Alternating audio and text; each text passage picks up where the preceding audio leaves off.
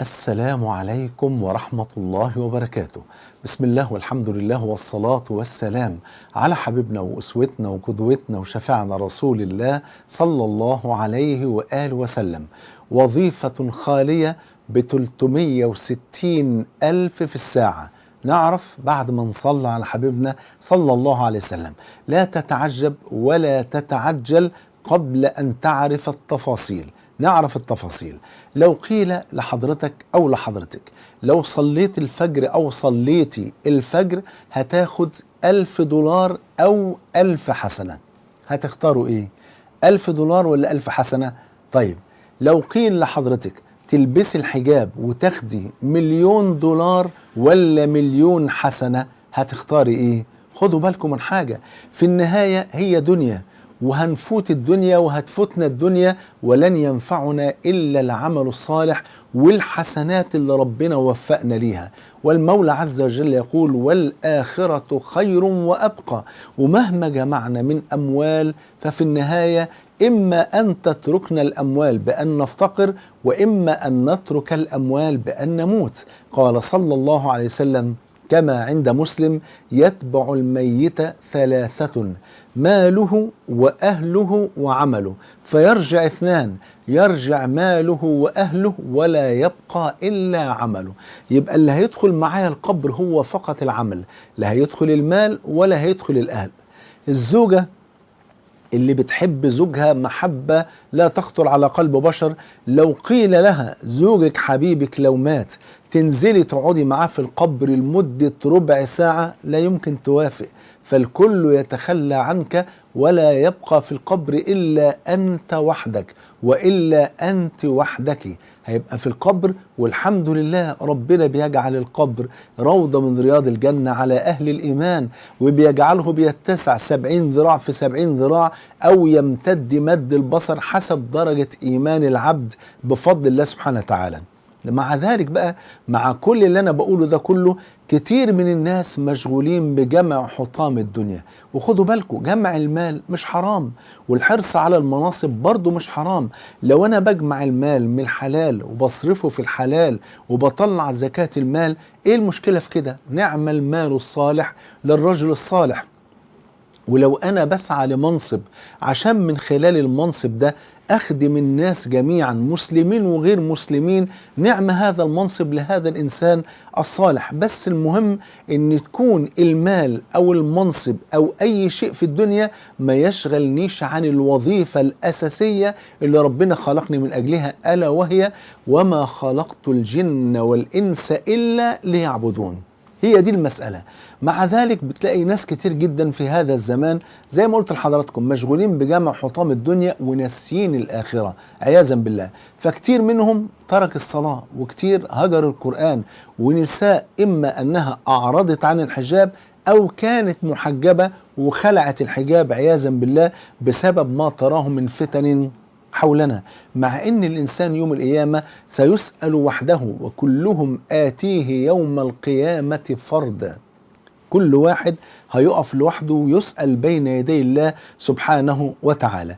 بالإضافة لده كله، إن عايز أقول لحضراتكم إن إحنا مهما تعبنا ومهما عانينا في الدنيا سننسى كل شقاء وكل بلاء مع أول غمسة في جنة الرحمن سبحانه وتعالى، كما قال صلى الله عليه وسلم: ويؤتى بأشد الناس بؤسا في الدنيا.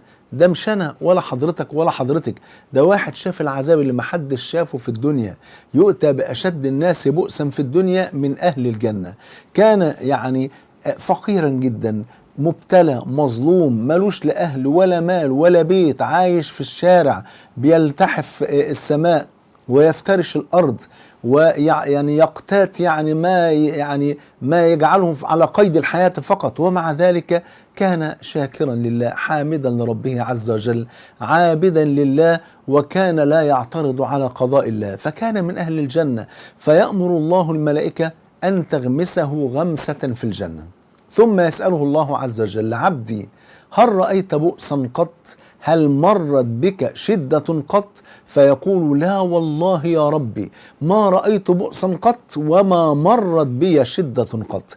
يبقى احنا سننسى كل الشقاء وبلاء مع أول غمسة في الجنة، وهناك لن ينفعنا إلا عملنا الصالح بفضل الله سبحانه وتعالى. طب يا شيخ محمود، ما زلنا ما عرفناش إيه هي الوظيفة. إيه هي الوظيفة الخالية اللي ب 360 ألف في الساعة؟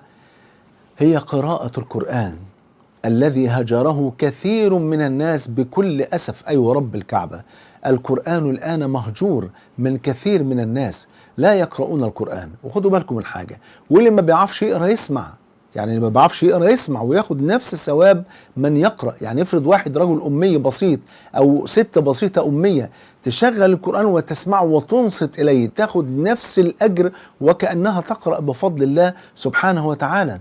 وده من كرم ربنا علينا سبحانه وتعالى. فقراءة القرآن الجزء الواحد ب120 ألف حسنة. من قرأ حرفا من كتاب الله كتبت له به حسنة، والحسنة ب10 أمثالها. لا أقول ألف لام ميم حرف، ولكن ألف حرف ولام حرف وميم حرف. الله أكبر. فالجزء الواحد، الصفحة الواحدة ب6000 حسنة، الجزء ب120 ألف، الثلاث أجزاء في ساعة بكام؟ ب360 ألف حسنة في الساعة. وممكن حضرتك أو حضرتك يتوقف دخولكم الجنة يوم القيامة على حسنة واحدة. متخيلين المنظر ده؟ تساوت كفة الحسنات مع كفة السيئات، وفاضل حسنة. لو جت الحسنة ورجحت في كفة الحسنات دخلتم الجنة بفضل الله سبحانه وتعالى. وانتم بثلاث أجزاء في ساعة واحدة تاخدوا 360 ألف حسنة في الساعة الواحدة. ايه رأيكم بقى؟ 300 ألف حسنة في الساعة ولا 300 ألف جنيه في الساعة؟ ورب الكعبة 300 ألف حسنة أفضل مليار مرة من 300 ألف جنيه. فالفلوس هتركها للورثة، والورثة ربما يستخدموها إما في الحلال أو في الحرام. أما الحسنات فهي التي ستدخل معي قبري، والتي ستكون معي يوم القيامة بفضل الله. خيركم من تعلم القرآن وعلمه. اقرأوا القرآن، كل ده كلام النبي عليه السلام. اقرأوا القرآن فإنه يأتي يوم القيامة شفيعا لأصحابه. الله أكبر. الماهر بالقرآن مع السفرة الكرام البررة مع الملائكة. والذي يقرأ القرآن وهو عليه شاق فله أجران. أجر القراءة وأجر المشقة بفضل الله سبحانه وتعالى. يقال لقارئ القرآن يوم القيامة اقرأ وارتقي ورتل كما كنت ترتل في الحياة الدنيا، فإن منزلتك عند آخر آية كنت تقرأها، أي عند آخر آية كنت تحفظها.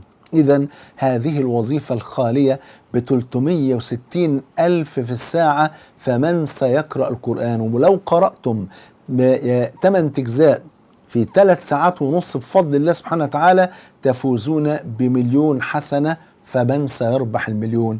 أسأل الله عز وجل أن يجعلني وإياكم من أهل القرآن الذين هم أهل الله وخاصته، وأن يجمعني وإياكم مع سيد ولد آدم صلى الله عليه وسلم في الفردوس الأعلى. بحبكم في الله، والسلام عليكم ورحمة الله وبركاته.